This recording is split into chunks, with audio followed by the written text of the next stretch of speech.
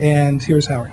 Thank you. I'm Howard Finberg. I'm on the faculty of the Poynter Institute, and my primary responsibility there is to bring up News University. And we do thank the Knight Foundation for giving us a chance to explore this opportunity of e-learning. I'll try to do this as quickly as possible, go through a number of slides, because I know I stand between you and whatever else you got planned in the rest of the afternoon. I want to talk about our vision for News University, and most important, I want to talk about what our vision is for e-learning and how we can start a conversation of working together. There are really three elements in News University that are key. The first is it's going to be an e-learning destination for journalists, working journalists who have an opportunity to come and learn something new that would make them better on their job. We refer to these as learning objects or learning elements. We do not see, and you'll hear me say this over and over again, we do not see e-learning as in the traditional academic approach with a semester-long series of sessions. Whoops, yes, I know I'm here. Thank you. Nice to be reminded that you have to be someplace. We are also going to create a training portal and become a resource for journalists who want to learn, regardless of where or how they learn, a place where they can, I want to find out information about being trained. And finally, we hope to be a bridge between the industry and the academic world, not just what the Knight chairs are doing, but also with what the rest of the academic community is doing in terms of its research. And this is partly, I hope to have this grow out of some of the discussions that New Directions for News is having later on today. This is the restate the obvious slide about training and why we are doing this and why this is so important. That journalists are desperate in their needs for more training. News executives agree that there is a need for more training. Unfortunately, it's not likely to shift to sending more people to API or sending more people to Poynter. The fact that budgets are tight are likely to remain tight. That many executives, despite seeing the need for training, view training as an expense item and not an investment. Newsrooms are not likely to get a lot of additional funding for training. I think a bigger issue is also the fact that time is tight. That part of what we're hearing is that newsroom managers don't want to lose key people from their newsrooms for 3 days, 5 days, for any sustained period of time. Staff members are also saying, well, I'd love to come, but I can't. I'm the single parent, and I don't know what I'm going to do in terms of childcare, or my significant other works, and it would be a burden. I need training, I want training, but right now it's not the right time.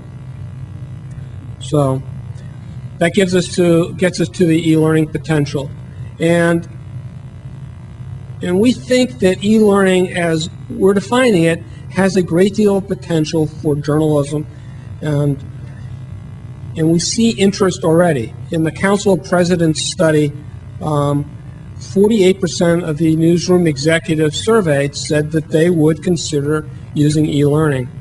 I think perhaps some of those executives think of e-learning as a substitute for sending people elsewhere. We do not see e-learning as a substitute for sending people to Poynter, to API, to seminars, to conventions. To us, e-learning is an additional training method and an additional way of educating journalists. Staff members are less enthusiastic, being the skeptical journalists that they are not looking to e-learning as a solution to their training needs. Our biggest challenge is whether we can get journalists to recognize that e-learning does not prevent them from going elsewhere, but e-learning is a way of increasing their appetite for education. We found that there is a great deal of interest in terms of people who are professional trainers in newsroom, And as we studied the issue, we looked at other e-learning opportunities, other e-learning experiences to try to come up with a concept that we tested last year of creating a very focused, short e-learning module. We had a question earlier about, is e-learning as effective as classroom training? A review of the literature, or a good academic practice, I'm told, shows that when using various measurements, that e-learning can be as effective as a classroom environment. However, it does not replace the social interaction. It does not give you that network effect as you would get in a seminar or a convention. This is what I refer to as the Phil Meyer slide. I too remember Classroom of the Air, where somebody would stand at a lectern, stare at the camera, as I'm doing right now, and drone on. This is not e-learning, and this is not what we're going to do.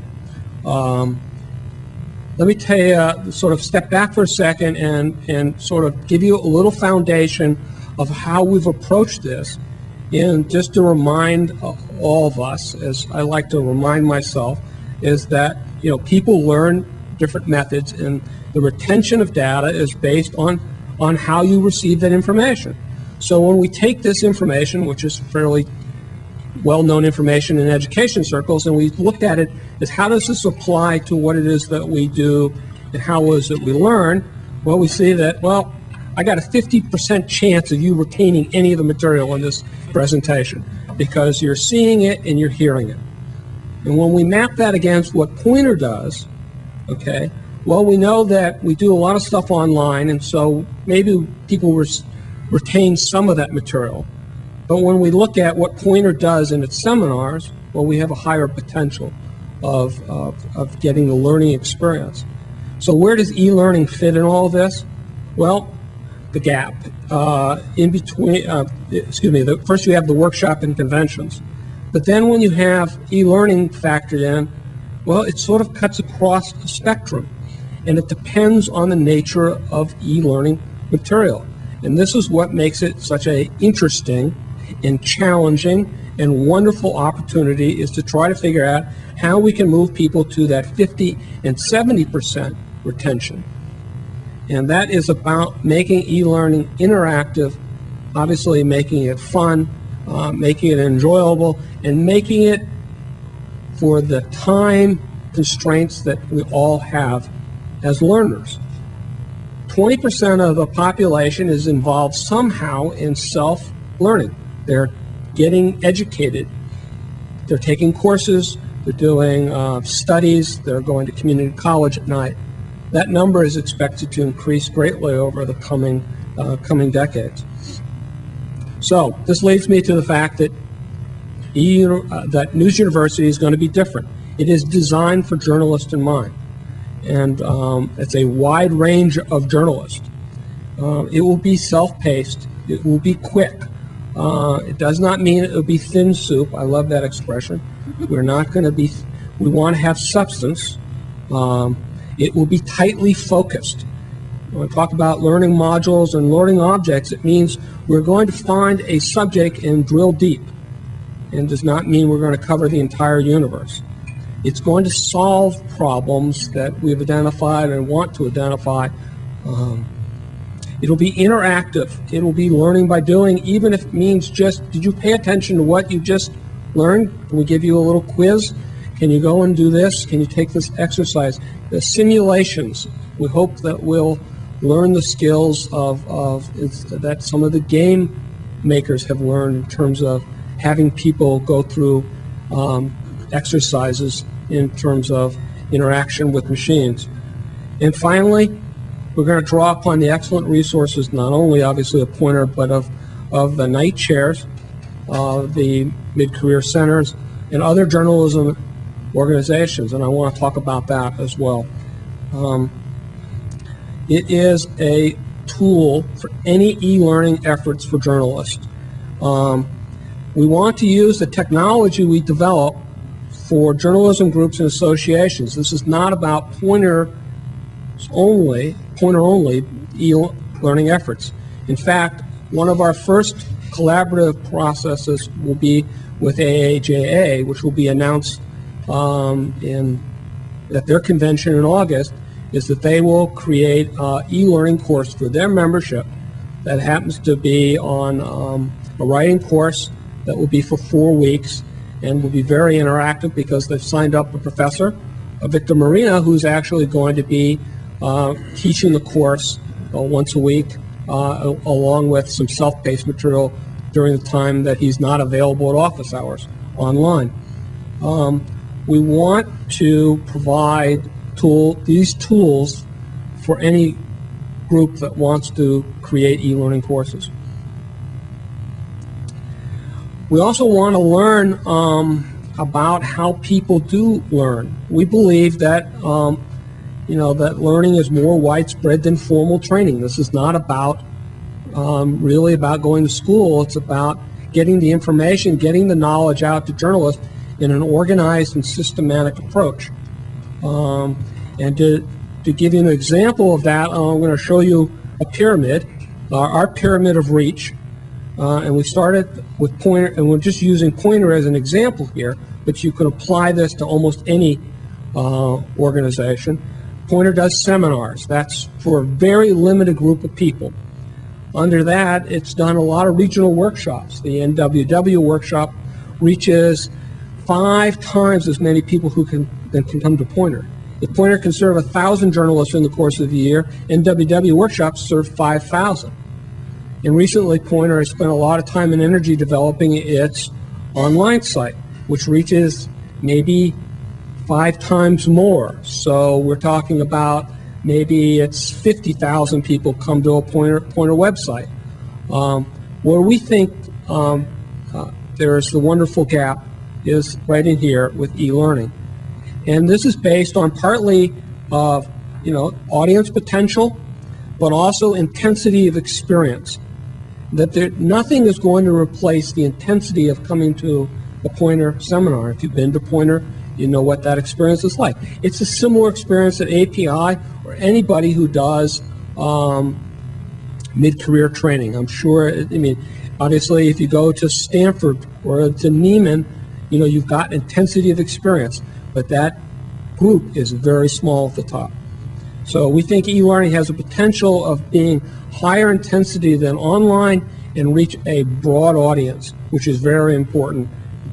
So, and we think that their audiences for e-learning actually goes across a variety of different career stages. Someone who's just starting out in the business, someone who's been in the business a while, someone who's looking to make a shift. We're very interested in figuring out how we can serve the people who are making beat changes, who want to get additional information as they go and learn something, learn a new beat, but also people who are moving from one level of management to the next level of management without having the opportunity to come to Poynter or other training facilities. They still need the tools and techniques as they make a career shift. And finally, we think there's a huge learning opportunity for people who want to be reinvigorated and re-energized and just re-engage themselves into journalism and why they got into it in the first place. So we also think e-learning is more than just online. E-learning really can be a blended experience before seminars, and this is something that Poynter is very interested in, and after seminars to extend the learning. We really think e-learning has a lot of different aspects to it that we have yet to explore. So, and if you think that's important, wait, there's more. Okay, e-learning is also going to be a training portal. We want to work with SPJ. We need that feed. We need that data feed that we could then, as well as send people to all these training sessions, but also integrated into the e-learning curriculum that we want to develop. We want to point to other courses, obviously offered elsewhere, but also offered by the traditional training facilities. We also want to build a database of fellowships and mid-career training opportunities. We've looked on the web. We don't see anything right now that can be a single source. We think we could help with that as well. And if you think that isn't good enough, we still got you one more. We also want to be that bridge between the research that's going on in academic world, such as AEJMC, but also, more important, what's going on with the night chairs and the things that you're doing, and to take, as Eric says, some of that wonderful Poynter traffic and send some of it your way so people understand what you're doing and the value it is to what it is that they're doing as journalists. So, questions that we have that we're asking ourselves, I figure I'll ask them for you. Can this work? It is about expectations, setting reasonable expectations. Many of the efforts were really ahead of technology, delivering stuff via satellite at a fixed time, and everybody had to show up. We think that the technology has finally caught up, and that means the user technology has finally caught up with what we can actually deliver. We also plan to undertake, as part of this project, some original research that will build upon the Council of Journalism Organization training study that was done last year to look deeper at the issue of how journalists learn, what they're most interested in, and how they will and when they will avail themselves of learning. So that we hope to launch, be in the field in the next few months, and have results back by the beginning of next year. So we know everybody's busy, students, faculty. We believe that everybody will stay busy in the short-term future, probably in the long-term future. So we are building this with a lot of self-directed learning in mind. This does not preclude the fact that we will have instructor-led learning. We do believe that there's a place for all three models of e-learning: the totally self-paced and the totally synchronous learning, and the hybrid in the middle where you get feedback but not necessarily in real time. So we think we'll have all three kinds of learning available. We think that journalism associations will want to offer models that best fit their membership as well as the training organizations. So we want to communicate fully what we learn, and we'll communicate our failures as well as our successes. We want to tell you about our partnerships, and so we're going to figure out a way in which we can communicate fully. If you get an email from me, it's not spam. We want you to join a list to get updates, newsletters, and whatever. We want to partner with a variety of individuals who are already offering e-learning courses, or they don't think of it that way. They offer material on CDs, or they offer PDFs on the web. We believe we can take some of that material and make it more engaging and more interactive. Okay. So our next step is trying to wrap this up as quickly as possible. We are working with journalism organizations, including having conversations with API. Could be very significant partnership for Poynter and API to work on this together. We want to share what we're doing. We want to learn from what you guys are doing. We want to help you do what you're doing and reach that broader audience. Frankly, we want, just like Mindy's brain is on the web, we want to take some of that brain and create an e-learning course out of it for journalists. Come on, brain. You got a lot. You have a big brain. You got lots of brain. Okay. We are developing the technology. We're going to start very modest. We're going to start with a provider that, some of you may know, it's equivalent to Blackboard or WebCT. It's called eCollege. We'll do that for a while as we go to school on them, and then we will develop something that meets the needs of journalism and journalism associations. We'll build our own solutions so that we can allow people to brand it themselves, and so that we do the hosting and somebody else can do the content. So we're here to look to get feedback from you, to get ideas from you. I know that was a little hurried, a little quick, but we're here to listen to you, to understand how we might help and work together. And this leads to the obligatory thank you. And here's some names. I want to introduce Robin Sloan over there, wave Robin, who is the interactive learning producer, and he will be the guy behind the curtain who will make it all look so magical. And my email address is hfinberg@poynter.org. And that's the fastest I've ever done a presentation, Eric. So with that, congratulations, Howard. Well done.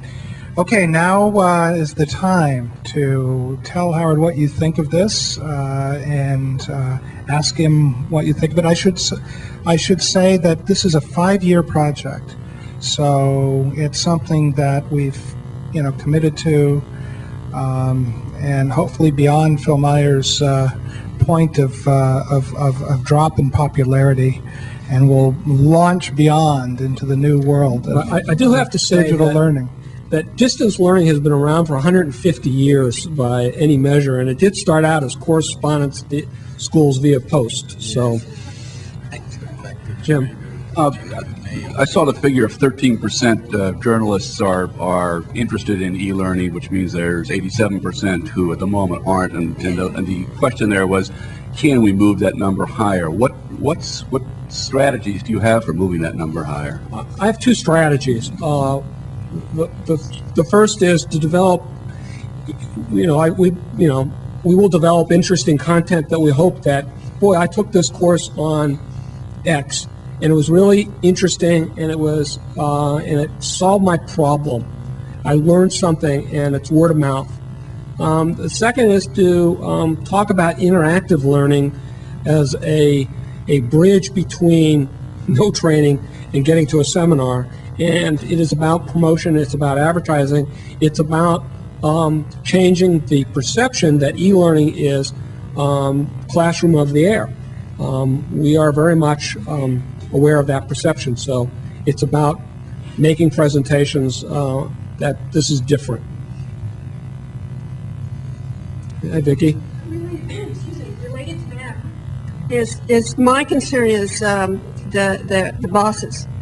The signing editor, the executive editors, the people, the general managers who have to let these people go, how are you going to specifically target them for thought change? Well, first we're going to, I think one of the things that we can do is we build these learning objects that are very tightly focused, and we can identify them as taking less time. In other words, let's say 2 hours for a learning object. That we help them understand that by letting someone spend 2 hours off of the daily grind will give them back much more in the future. Also, I think initially that we're going to find that the highly motivated journalists, that 13%, will do this on their own time. And that's why if we look at the career stages, that we think some of the early adopters will be someone who's been in the business 2 to 3 years, who probably can't get to a mid-career fellowship program, may find it hard to even get into a Poynter and API seminar, but is sitting at a 35 to 75,000 circulation newspaper and is hungry to make the leap up and wants to get training and is frustrated that they may be in Montana. And so it may be a way of someone to get training on their own time. Before work, during lunch, after work, at home.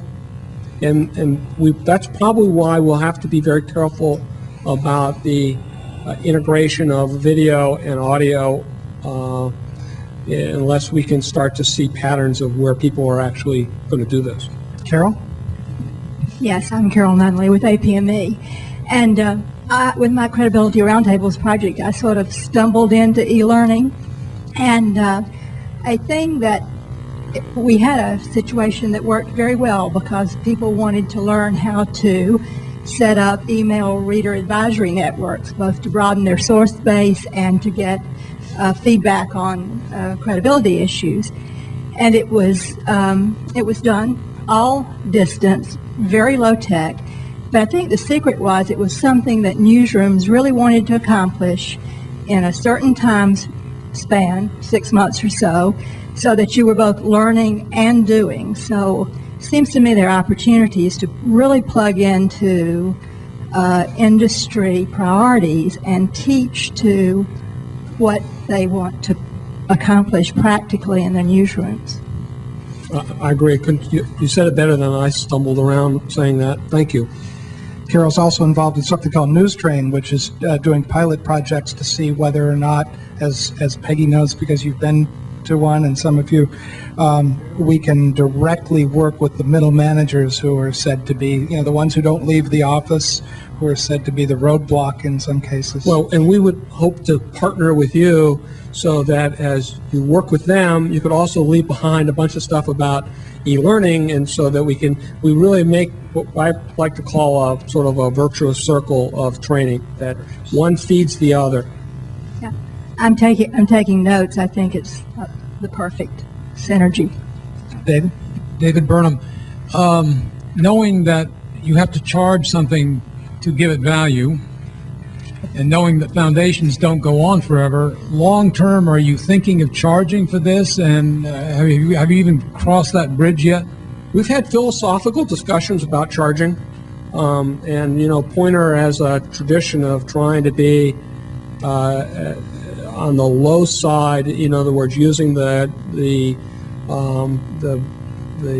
Poynter trust as a way of keeping cost to the individual down.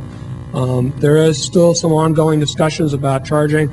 For the record, I think that I agree with your notion that by putting a value on it, even if you give it away free, ultimately will give you an opportunity later to charge.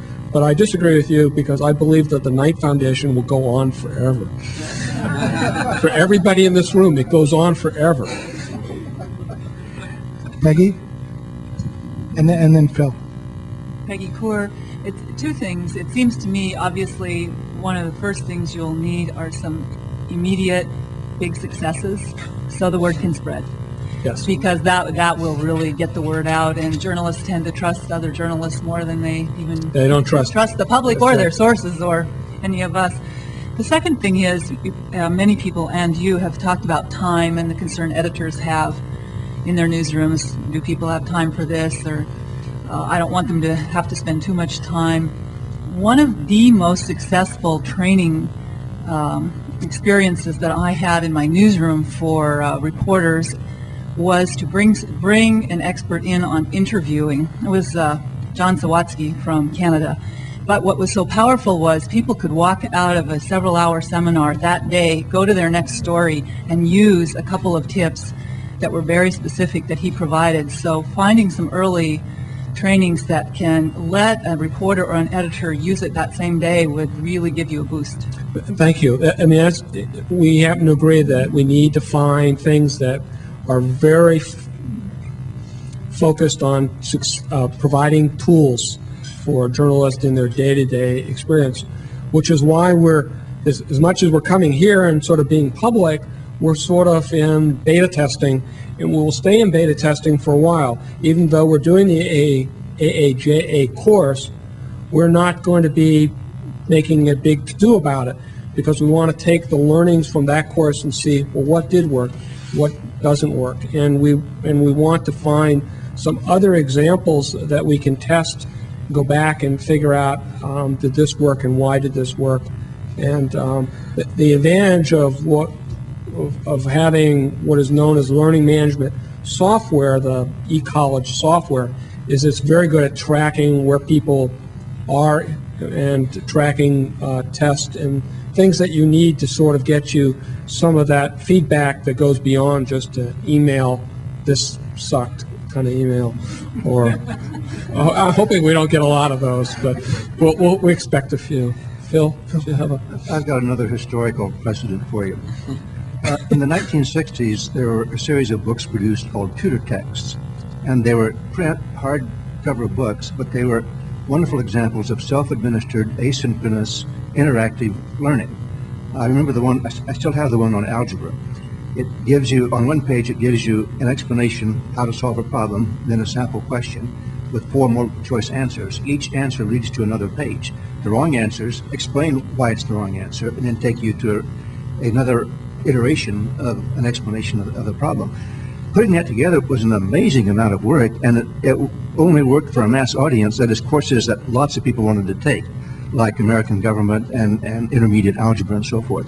You're dealing with a very narrow, specialized audience, which means the amount of resources you have to put into that in proportion to the audience is quite unusual. And you're fortunate that you have the Poynter Institute and the Knight Foundation and folks like that behind you. My question is, have you thought about ways that you can add value to what the tutor text people could do? And I've been trying to, as you talked, I've been trying to think of ways. You can have pictures that move, you can add sound, but maybe the most important thing would be opportunities to branch from that to a live interaction through email and so forth. So I see you have self-administered stuff, but I hope you won't rely on that entirely. I think the value added is going to come from live interactions.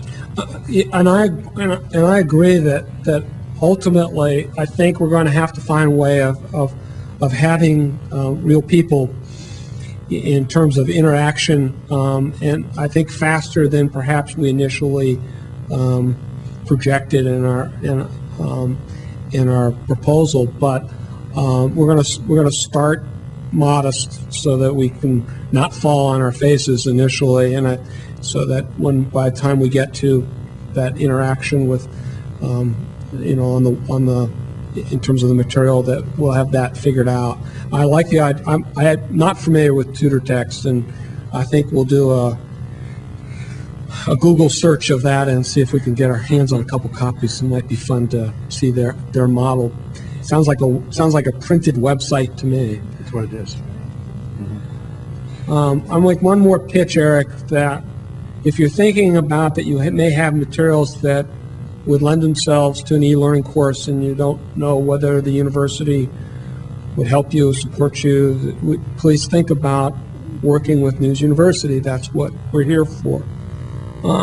We think that we could help track by developing a tutorial that then leads you to track. And then if you forget, you just go back and take the tutorial again. It is an e-learning kind of thing, and that we think that, Vicki, we could help you and take some of that richness of material and put it available for an even broader audience and promote that. Huh? Please help me. Please.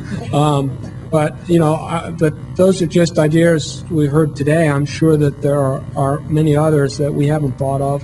And this is a long-term project. And so, again, Eric, thank you for giving me an opportunity for sort of talking about version 0.6. Maybe next year we get to talk about version 1, and we'll be launched with a lot of courses. So thank you.